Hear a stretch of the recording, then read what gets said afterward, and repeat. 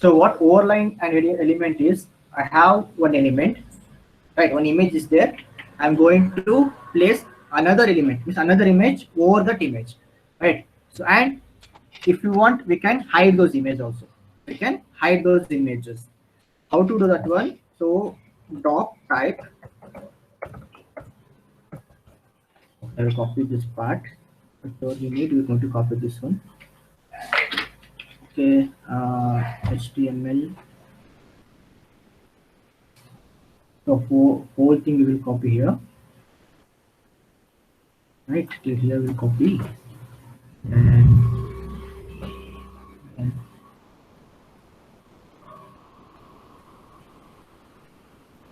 okay, so we'll copy the same program.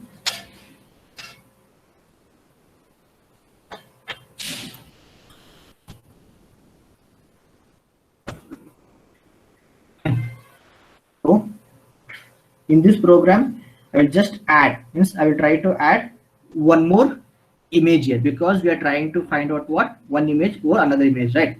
So we will add one more image here.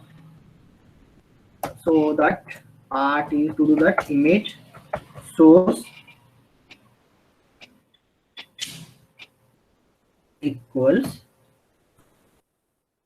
Okay, you can see in this web, I have one more image, that is note logo. Okay, this image I have copied there, right? So I will try to access that image, note logo dot png, note logo dot png, right? So by giving this, obviously this image, means SVIT logo image, will not come over to this note logo. It will not fit on this particular image, right? For that, again we have to write some style, some CSS we have to write. So what I will do for that, I will use some class here. I will create one class here. So what I will class equals some name I will give over. Okay, I've given like this. Then this one. Then we have to give some style rule, right? Some style rule for this class.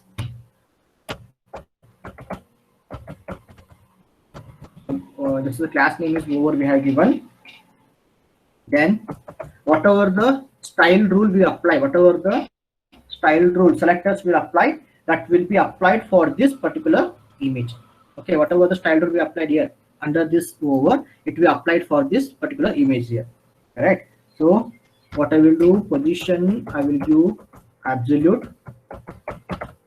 Okay, automatically the other element will move to the other places. If any space is there, empty space is there, other element, other content will move over there if you use the absolute. So top I will give something like 50 pixel, and left I want to start with 0 pixel, means from border I want to give that particular image. So 0 pixel. Then I will close this. Okay, I will save this program like pg7.html. pg7.html. Go to the file, save. Okay. This go to the program.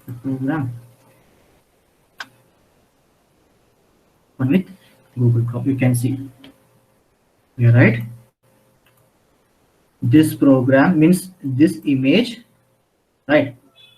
Outlayer image, and under this we have given the what one more image. This is what a overlaid means. We can use the overlaid element, right? Means giving one particular image or any other images. That is what overlaid element, right? This is we have achieved by using this portion. All right. Now what I will do for hiding, I want to hide this image, background image I want to hide.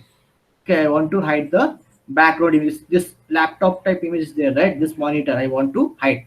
So what I have to do for this, for hiding purpose, we can use some of the properties like display.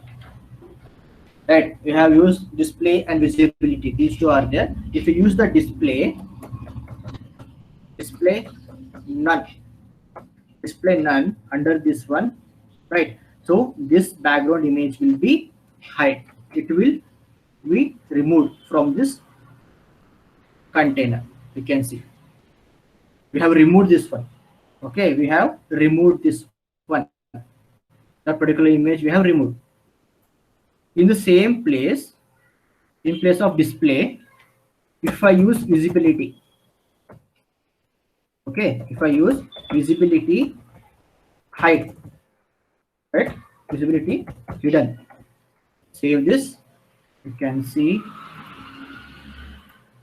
earlier it has been removed, now it is hide. So for that, first I will remove this part, control X, control S. We have this one, right, now the image is there. Now I will paste this visibility. Okay, save this. Now you can see it has been hidden. It has been hidden. Okay, and you can use one more, that is display auto. Okay, display auto means by default it will display auto. Okay, this display. So for hiding purpose, to hide an element or an image, we can use a three main attribute, that is display element like auto or display none. None means that particular image will be removed from that this one container, and if you use visibility hidden, that image will be hidden. Okay, this is what a overlaid and hidden is.